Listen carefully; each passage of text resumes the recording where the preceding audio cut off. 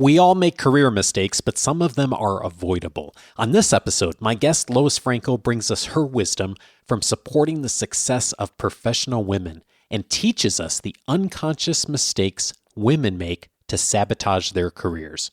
This is Coaching for Leaders, episode 386. Produced by Innovate Learning, maximizing human potential. Greetings to you from Orange County, California. This is Coaching for Leaders, and I'm your host, Dave Stachowiak. Leaders aren't born, they're made. And this weekly show gives you access to the practical wisdom that will empower you to become a better leader.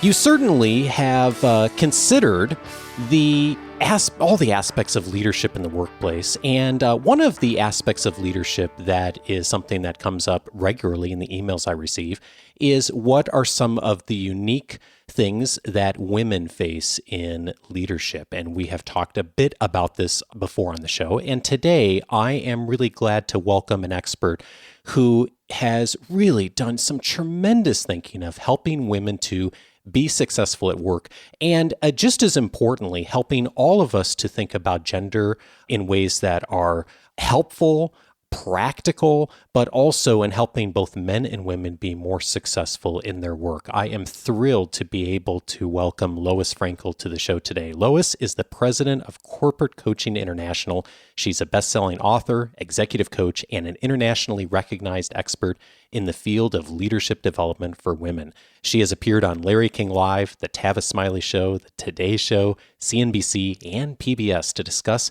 her New York Times best-selling books, Nice Girls Don't Get the Corner Office, Nice Girls Don't Get Rich, and Nice Girls Just Don't Get It. She has served some of the top organizations in the world, including the Walt Disney Company, the World Bank, Lockheed Martin, Ernst & Young, and many, many more. She's also supported many nonprofit organizations and founded two of them, most motivating our students through experience and Bloom Again Foundation, sowing seeds of health and hope. Lois, I'm so glad to welcome you to the show. Thank you so much for inviting me to be on. I'm really thrilled and looking forward to it. Oh, the pleasure is mine. And as I was reviewing your work, there's so many things that came up, Lois. The thing that I'm realizing that did not come up is discovering how you got involved in this work initially. And I am curious, what prompted your interest and your passion in this work for women? Well, it's really very interesting. And so I have to tell just a quick story. I worked at Arco, the oil company, in human resources for many years. Yeah. And I worked in human resources. And while I was there, I was working on my PhD because I always wanted to be a psychologist. So I get my PhD, I quit my job, I open up a private practice of psychotherapy, and I realize I don't like it. And after all these years, it was like, oh my God, what did I do? I quit a great job. This isn't cut out for me. Right around the same time, coaching started coming on the scene, business coaching. And I had a woman that I had done some training for call me and say, Lois, would you coach someone for me? And I said, I don't know what that is. And she said, you've been a therapist, you've worked in human resources, you've done training, you put them all together, you have a coach. Now, I had no idea what it was, but I said, sure, I'd love to coach someone for you. And it really changed my life because it put together everything that I'd done in my history. And so then when I coached women, I was noticing some consistent mistakes they were making. And they were mistakes they were making because of how they were raised. And this is where the psychology came in for me, because I could see it from a different lens. It wasn't just a behavioral mistake to me. It was an ingrained behavior that served a purpose. And so really the book came about after a coaching session I had with a woman. And she had said, before we get our session started, I want to tell you that I was invited to sit on the executive committee of my company. And I went to give her a high five and she stopped me. And I said, what? And she said, I've been to those meetings. They're a waste of time. And what popped out of my mouth was, honey, you got to quit being a girl.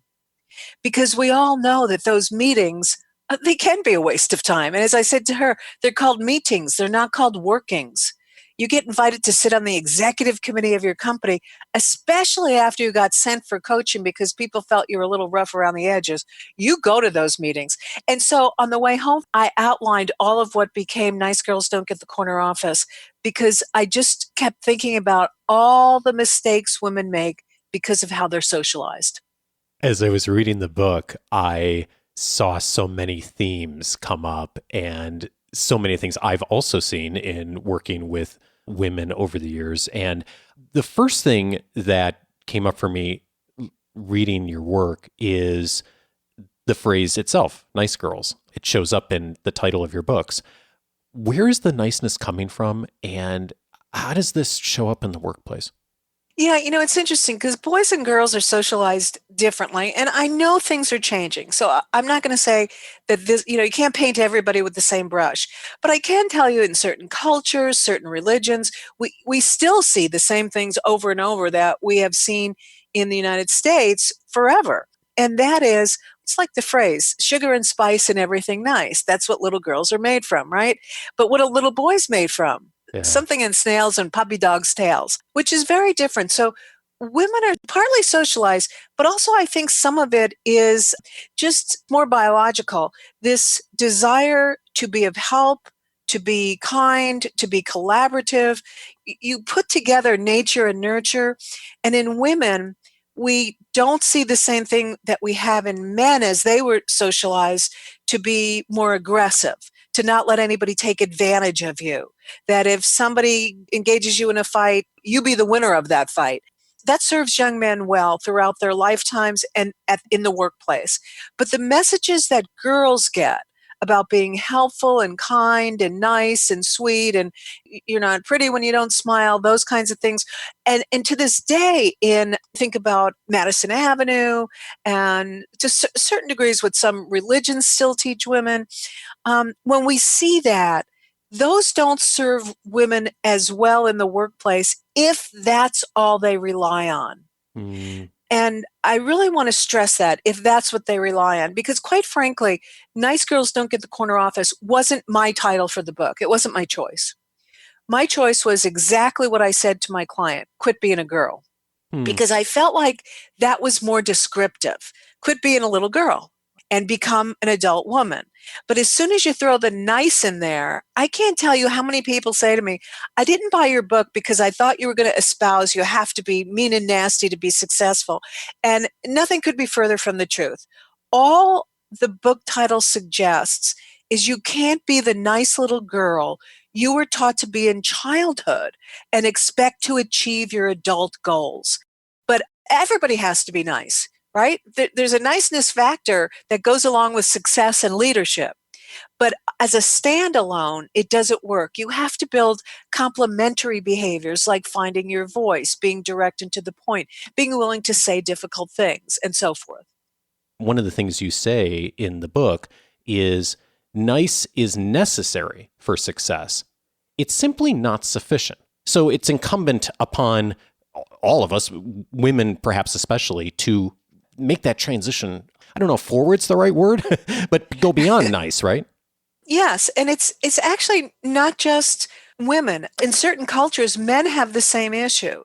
For example, GE hired me soon after the book came out to speak with their Asian American network because they felt that Asian men were doing the same things I was talking about in the book for women. And I've done quite a bit of work in Asia, Indonesia specifically. And that's why they bring me over, is to help those Indonesian leaders, both men and women, to be able to find their voices. Because if you know anything about especially the Indonesian culture, these are the nicest people. And so when it comes to leadership, they need to add new behaviors if they're going to be successful. One of the things, the distinctions you make in the book is the distinction between the workplace being a game and an event. And I'll read one of the passages you wrote. You say the workplace is a game. It has rules, boundaries, strategies, winners, and losers. Women tend to approach work more like an event, a picnic, a concert, a fundraiser, where everyone comes together for the day to play together nicely. In our desire to create win-win situations, we unknowingly create win-lose ones where we're the losers. Playing the game of business doesn't mean you're out to cause others to fail, but it is competitive. It means you're aware of the rules and develop strategies for making them work to your advantage. Tell me more about this distinction. Yeah, until recently, men have had much more experience with competitive sports. I know that that's changing now as young women and girls are playing more competitive sports, but they've had much more experience in competitive sports, and I know this is going to sound kind of odd, but there's just the testosterone factor, right? Which adds to some aggression. And so men understand that the workplace is a playing field where there are rules, boundaries, strategies, and the game is played to be won. And so a lot of times for women, what happens is that when they see that there's a competition that's started, they back off. And a lot of times, this is why we don't see them rising as quickly as men do, because they are holding themselves back. Now, I am not here suggesting we blame the victim here, not at all. But I am saying that I think for some women, they need to take a look at, are they competitive enough? Now, there's an interesting story that appeared in the newspaper a few years ago, and it was about two teams, women's softball teams, college teams. And on one of the teams, a young woman, it was her very last game playing in college because she was graduating. And she gets up to bat and she hits what would be a home run, right?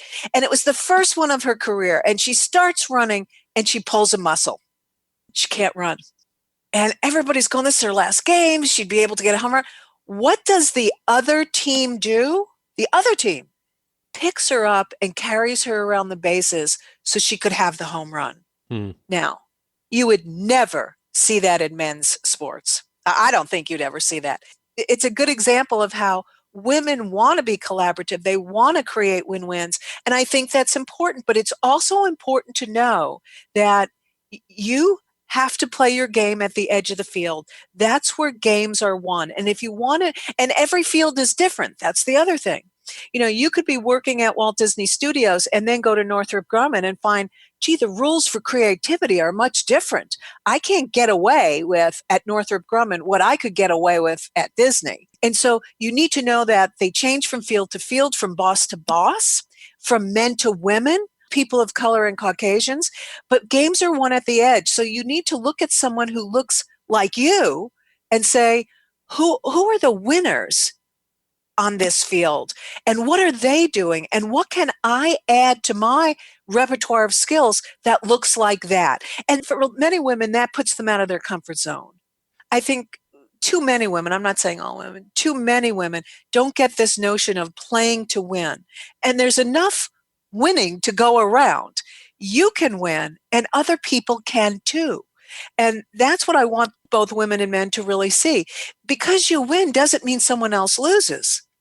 There's enough to go around for everyone. When you're coaching a woman who is perhaps struggling a bit with that, what is it that you find helps them to start to make that shift to play a little bit more at the edges? Yeah, is to have them understand that sometimes it's the smallest change in behavior can have ripple effects. So, for example, I'll say to a woman, look, between this session and our next one, I want you to be the second person to speak in every meeting. Okay, I don't want you to wait till the end. I don't want you to be the first. I want you to be the second, or I want you to be the third. And I want you to speak up. And you don't have to always give an opinion. You can ask a question. You can affirm what someone else had to say. You can ask for clarity. But I want you to put your voice out at the table. Now, there's something small that as someone starts doing that, other behaviors start changing too. All of a sudden, she may start leaning in when she's talking. She may start speaking more loudly. Okay, she's going to notice that people are going to be paying more attention to her. They may be asking her for her opinion more often, so that it's the smallest thing that can create ripples that have a really huge effect in the long run.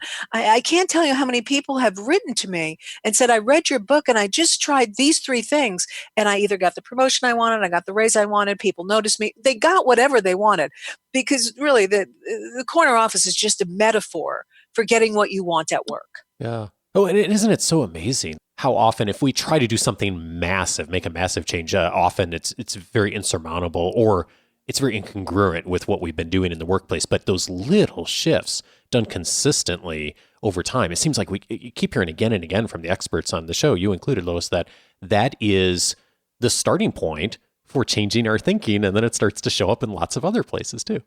Oh, absolutely. And the whole thing is, for women, don't stop doing anything. Right? Well, maybe there's one thing I know I write about in the book about stopping, which I'll talk about in a second. But Okay. in most cases, it's not about stopping anything. I'm not going to tell you to be less quiet, right? Because there's times when it's appropriate to be quiet, so I'm not going to suggest that. I am going to suggest you need to identify those times and places where speaking up is really going to work on your behalf. And they're part of the rules and the strategies that you use to win the game. So it's not about stopping or doing anything less. It's always about doing something more, because as you do something more, something less naturally happens. If you speak up more, you are less quiet, right? And so just going back, because I didn't want to be a tease about this, there's one thing that I do say you have to stop, and that's about bringing food to work. That is the one that jumped out to me too, because I had never thought about it, Lois. But now reading that chapter, I thought to myself, wow, it's so true. And I grabbed one of the things you said about this. Let me see if I can find it here. Here's what you say in the book. We don't ascribe a sense of impact or importance to people who feed others. Sad as it is, it's true. And it may seem like a smaller, inconsequential thing, but the fact is you rarely see food on men's desks. Men don't bring in leftovers from dinner the night before and share it with coworkers. Tell me more about this. You mentioned this is a stop doing. Yeah, it's like, I talk about in the chapter, unless your name is Betty Crocker, don't have food on your desk, right? Don't bring in cookies and so forth. Because I did notice that the people who had food on their desk, whether it was candy or things like that, were the ones who did tend to be more friendly and chatty, and all that's good. I mean, all that's positive. It has a place. But the problem is you need to think of yourself as a brand in the workplace. Right? We're all brands. And what will your brand say about you, and particularly about your leadership behavior? And so if you're always bringing food in, it says you're a nurturer, which that can be great. But the people who get away with it are the people who also have very strong leadership behaviors in their repertoires. If you're going to do it, you've got to have both. You can't just have one. And that's actually what all 130 mistakes are, is that it's not as if any one of them is a deal buster, but as you put some of them together, again, they define your brand. And you want to be more conscious about, how are you defining your brand? Is your brand getting you what you want, whether it's a corner office, as I said, a raise, a perk, a particular assignment, respect, whatever you want is within your reach. And you have to be strategic about getting it. One of the other things that came up for me reading this was something I had not thought about before. And you make the point in the book, women often project onto men characteristics associated with the men in their families. I'm really curious about this because I hadn't thought about that before. Yeah, I've seen it happen in two ways. One was, and it's the opposite of what you usually see, and it's the opposite of what I usually saw. I was coaching a woman who had a boss that was so mean to her and didn't listen to her and didn't respect her. And she was as mad as could be. And she said, this is just not right. And she went on and on and on. And when we explored it, she had a dad that was so supportive of her, she could do no wrong. And so I'm not sure whether the boss really was as bad as she said he was, but assuming that he could have even been half as bad, she was projecting onto the boss feelings she had about how a man should be treating her, which was with total respect, with trust, with encouragement, and we needed to work around the fact that, wait a minute, not all bosses are going to be that way. Right? I'm not saying it gives anybody a right to disrespect you, and you can deal with that. But this thing about anger over it, and where she was immobilized by it. It was beyond anger. She was immobilized by it. And I said, you need to understand that there are people like your dad in the world, and hopefully you're going to get more of those as bosses. But for right now, you do have someone who's critical. And so you're going to have to interact with him differently. So that's one end of the spectrum. More often, what I hear women say is that they get immobilized because people treat them like they were treated badly in their lives. And so they're immobilized. And the example I have there is a woman I was coaching who had a brother who would treat her mercilessly, just tease her mercilessly. And she was the executive director of a fairly large nonprofit. And so her board of directors was all men. And she was great at being the executive director of this nonprofit. She was great with her direct reports. But with this board of directors, she was immobilized because she was projecting onto them the feelings that she had when she was around her brother about being powerless. And so we needed to work around that, about how she could take her power back. So that's what I'm saying, that we can't confuse other people in the workplace with relationships we've had in the past, whether it was a mother, a father, it could be a primary caregiver, whoever. We need to see people for who they are. And we need to interact with them based as the adult we are, asking for what we need, and also, when appropriate, not tolerating behavior that puts you down. We can't possibly have this conversation and not say something about money. And one of the quotes that really came up for me was when you wrote, "I spoke with women and asked them what kept them from being rich. Almost to a woman, they responded that they didn't need to be rich. They only wanted to be comfortable. Money is power, and power is something women misinterpret and avoid. Ask a woman if she's powerful, and she'll give you 5 reasons why she's not." How does money show up in this? Yeah, money shows up in terms of our ability to accumulate it, believe we deserve it, raises, pay. What we know about women and money, particularly about pay, is that 2 people can graduate from college and come into the same workplace and be paid the same amount. And within 2 or 3 years, the man is earning anywhere between 10 and 15% more than the woman. And part of that is because she's not negotiating well enough for her raises. She's not calling attention to her achievements. She's not going for promotions that would give her more money because she feels as if she hasn't deserved it or earned it yet. And it's important for women to understand that money is power, that money enables you to do the things that you want to do without restriction. And that really was the topic of my next book, which was Nice Girls Don't Get Rich.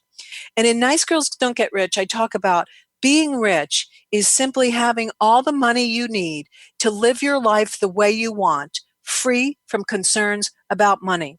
And when you have that, then you have what you need to make different choices.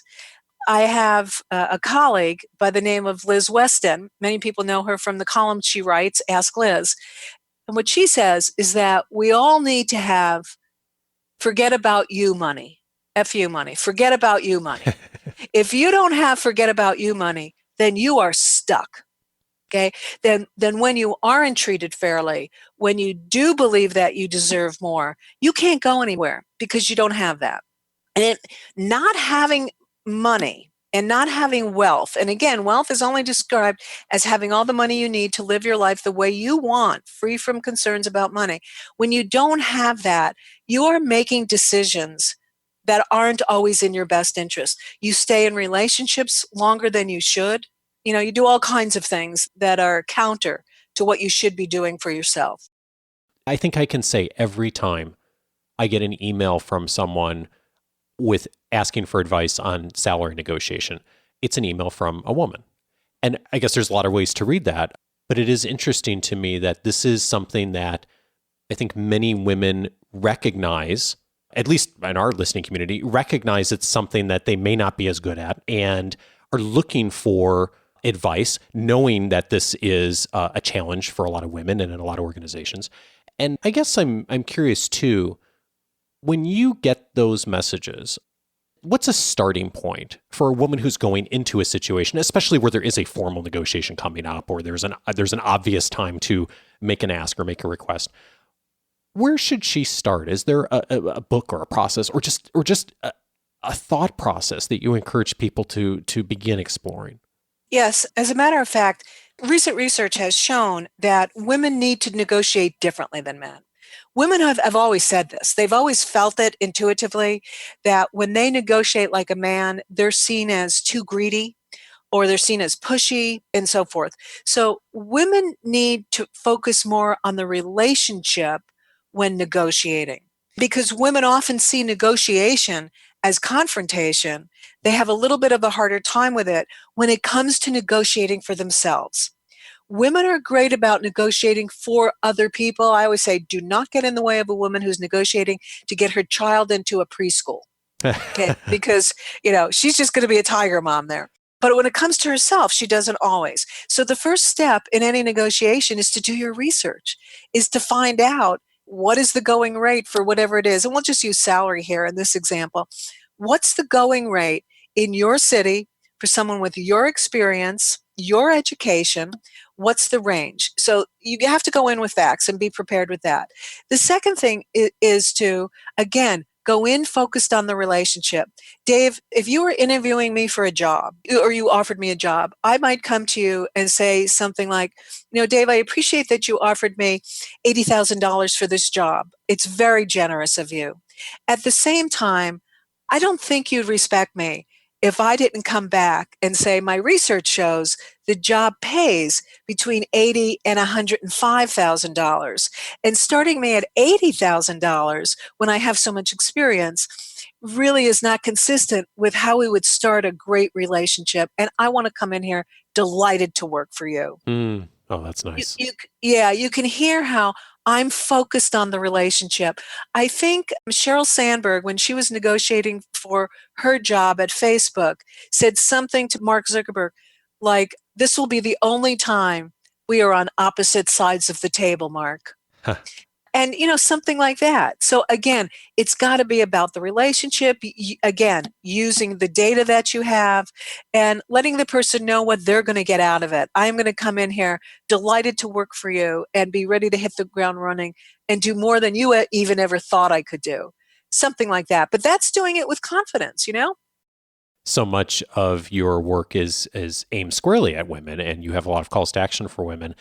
And I am curious, how much do men own in this? When you talk to men, like many of the listeners in our audience who are very supportive of women in the workplace, want to support women effectively, what do you tell them? What I tell them is that they need to have the courage to speak the unspoken. There's a great book, I wish I wrote it, and it's called The Male Factor. Okay, and it's by Shanti Feldhahn. And in this book, Shanti Feldhahn interviewed thousands of men and asked them what they really thought about working with women. And boy, it was an eye-opener, okay, because men have lots of thoughts about women's behaviors, but they are hesitant to say them because they're afraid. They're afraid that they'll get called sexist. They're afraid that they'll say they're harassing them. Well, all leaders need to have a good relationship with followers. That's how they get to give feedback. And so assuming you have the kind of relationship that will withstand the feedback, men need to be more courageous about sitting down with women and saying, hey, look, my only goal is to have you hit a home run every time you step up. And I've noticed two things that you're doing that I think is getting in your way.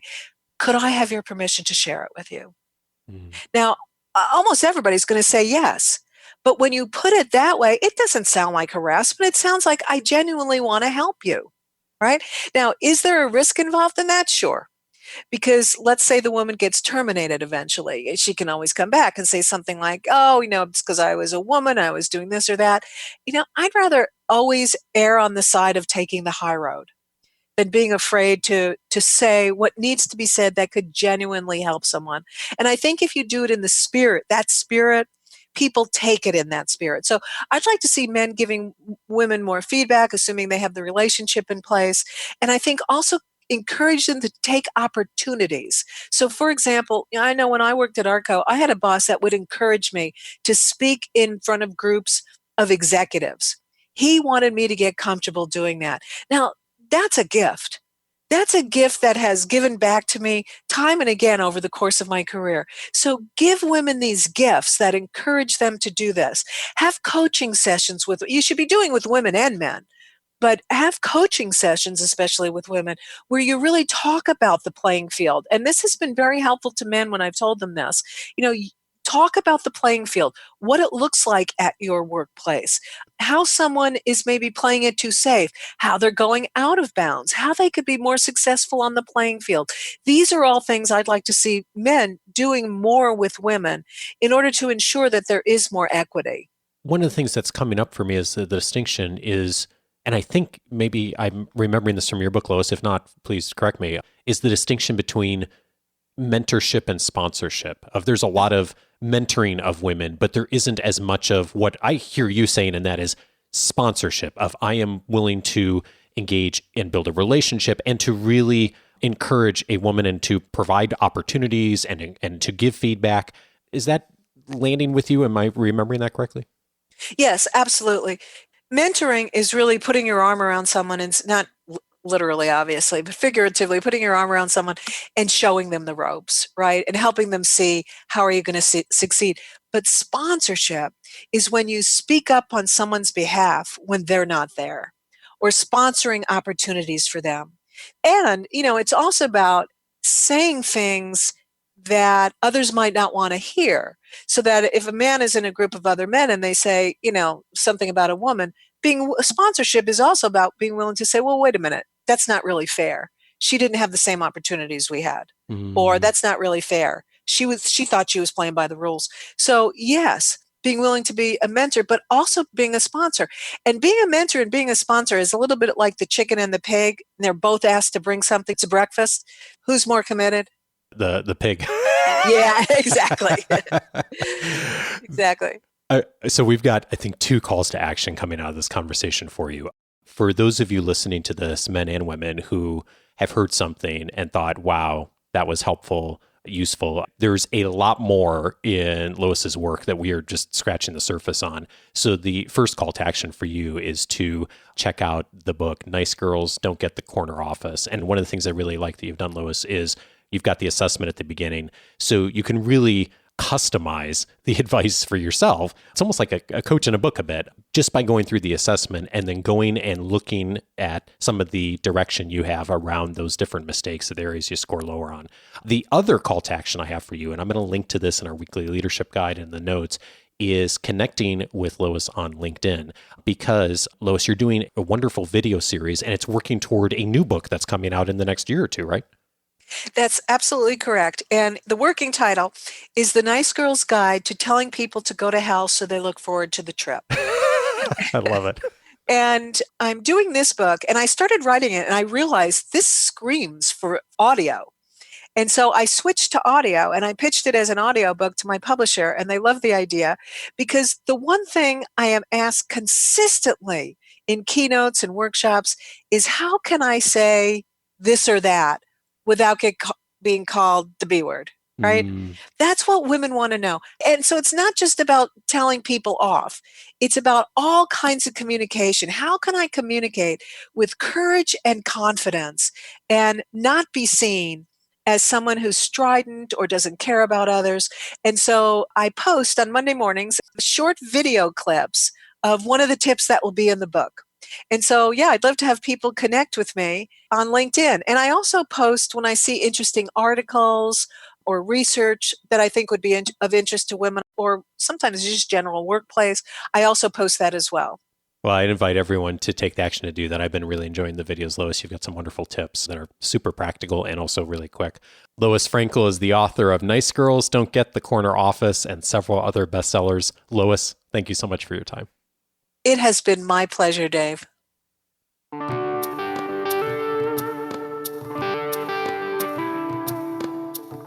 Thank you so much, Lois. 4 additional episodes that may be of value to you if today's conversation was helpful. One of them is episode 172, How to Handle Workplace Bullying. My guest on that episode was Jill Morgenthaler. She talked about her experience of being one of the very early female colonels in the United States Army and some of the unfortunate situations that came along with that, of moving into a culture that was and still very much is dominated by male leadership, and tells her story in detail in that episode. I think you'll find that useful if today's conversation was interesting to you. Also of value is episode 232, How to Manage Your Inner Critic.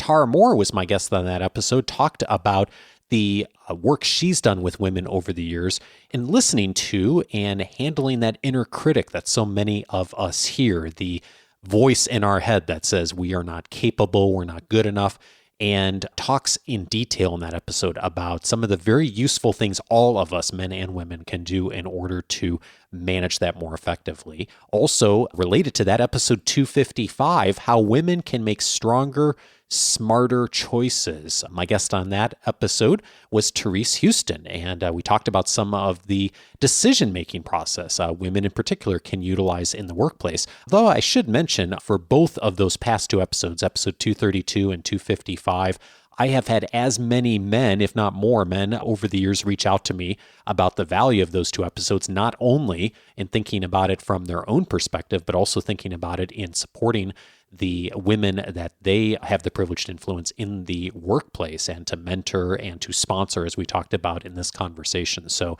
check out both of those if that's useful to you. And then finally, episode 275, How to Help the Underdog Thrive. Terry Lipovsky was my guest on that episode. He's an executive coach up in Canada, and we talked in detail about how he has developed a coaching practice over the years on really working with people that are in underdog situations for many different reasons. And so we talked about some of the ways that he helps people in the workplace who are the folks who are underrepresented in all kinds of different capacities in being able to be more influential, effective, drive their careers forward. Episode 275 will be helpful to you if that sounds interesting. All of those episodes are available on the coachingforleaders.com website. The very best way to get access is just go over to coachingforleaders.com/podcast. For those of you who have your free membership already set up, you will see a way to search by topic for all of the past episodes. Many of the episodes I mentioned are under the topic of inclusion, but there's tons of other topics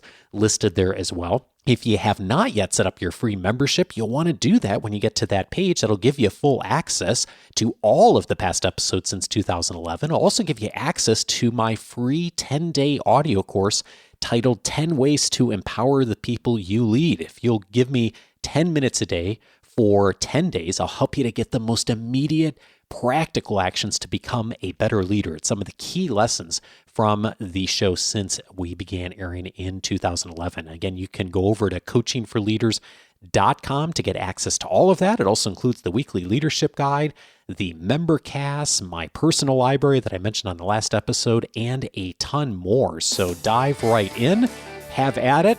Lots of resources there for you, and many more coming in the future. Next week, I am glad to welcome Corinne Armour to the show. She is going to be showing us how to get people to stop coming back to you with the same problems. It's a challenge many of us face in leadership is we help someone out with something, and then they come back to us next week with the same issue. And then the week after that with a fairly closely related issue. One of the things we'll talk about next week is how do we prevent a bit of that? And more importantly, how do we develop people to help them to be able to solve problems on their own? Join us next week for that conversation. Have a fabulous week, and I look forward to seeing you online. In the meantime, take care.